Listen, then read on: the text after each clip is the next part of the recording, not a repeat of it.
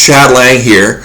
I'm not sure what I'm going to entitle this video yet. I just feel the need to talk about this troll that was on John Delen's most recent video about reviewing books about Joseph Smith. So this guy was obviously a believing member. His name's Brett Kent, and he was just there to basically just spew a bunch of nonsense and try and give Mormon pat answers to why all us evil ex-Mormons should just go back to church and go back to the basics. And so I just want to rant about that a little bit. This guy says stuff like, oh, did you pray about it? Yes, I've prayed about the book. Why did you leave? I'm not willing to discuss that in like this much of a paragraph in a comment on a Facebook channel when the answer to that is a lot more complicated than, a sentence or three sentences. When you guys just need to get back to basics. And this guy was not there to understand any of our point of view at all, or what the podcaster was even talking about. He was just there to basically go to the bar and try and convert all the evil sinners.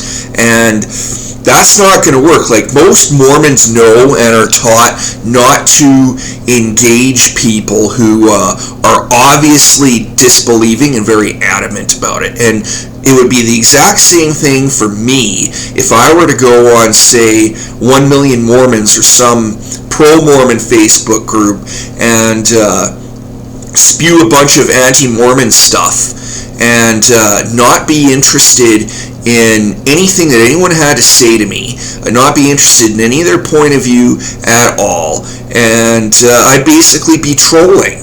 And so this guy, he's like, oh, what's a troll? And it's like, you may have good intentions, but what did you hope to accomplish by coming on here and trying to spew these pat Mormon, you should go back to church answers, not willing to understand our point of view at all?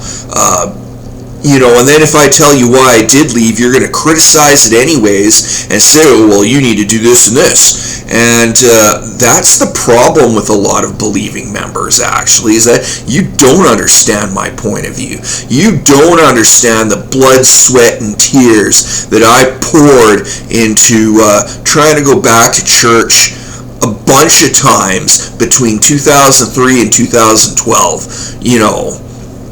I tried to reactivate a number of times, and I see this same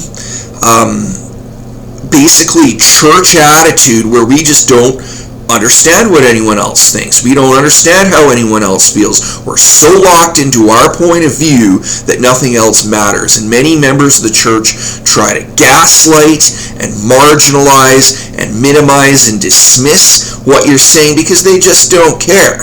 And their attitude is, oh, you should just get over whatever your hang-up is. And,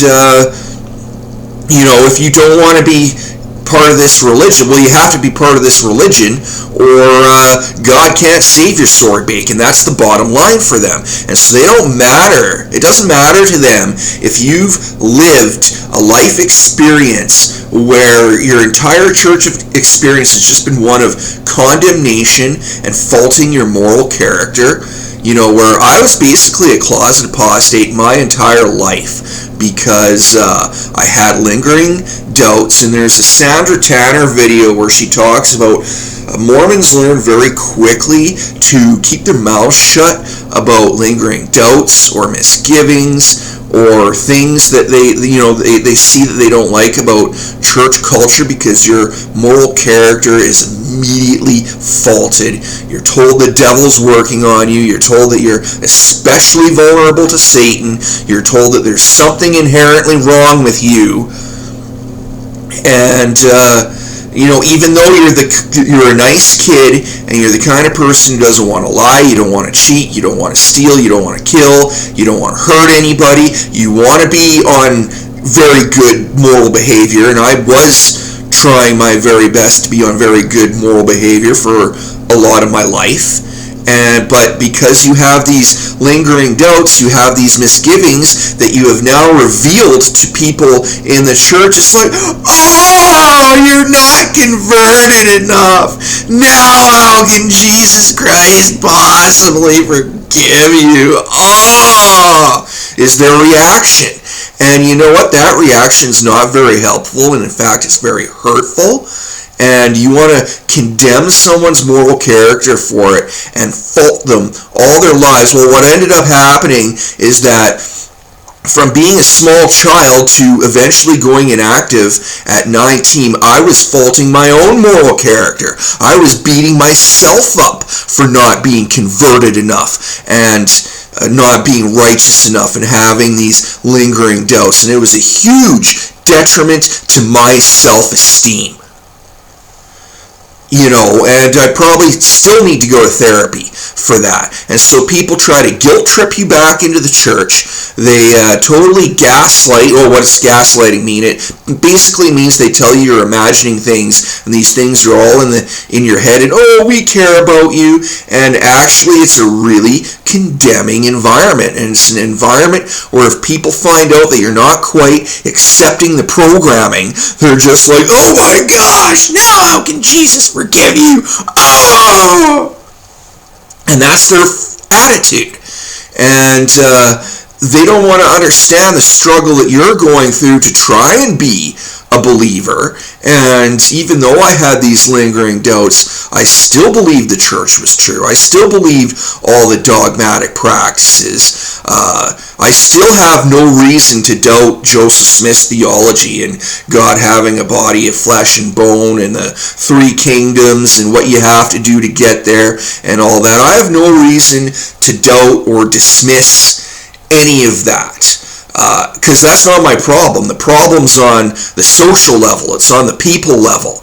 And it's on the fact that we do not have all things in common. We do not see eye to eye. I was just looking up the Book of Mormon reference. There's actually 6 Book of Mormon references on seeing eye to eye when Zion comes. Well, Zion hasn't come yet. And we don't see eye to eye. And we don't respect one another's point of view, and we're not willing to learn something from what the other person has to say.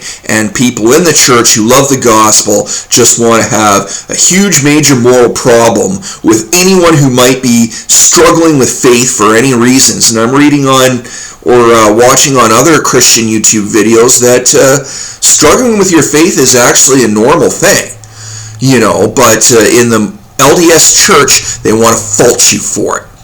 They want to tell you that there's something inherently wrong with you, and that's part of the cult indoctrination. So, this guy, it basically just goes on this Facebook video to troll and to tell people to go back to church, and he says he wants to understand, and clearly he does not want to understand at all. He just wants to dismiss and gaslight and spew these pat Mormon answers like, oh, did you actually pray about the book? Yes, I've prayed about the book a lot. I've gotten silence. Okay, I'm not going to say whose fault is that. I'm not going to take it as evidence that there is no God, but I'm not going to beat up my moral character for that silence either. I've really gone through what's called the dark soul in the night phase, and if you have no idea what that is, look it up.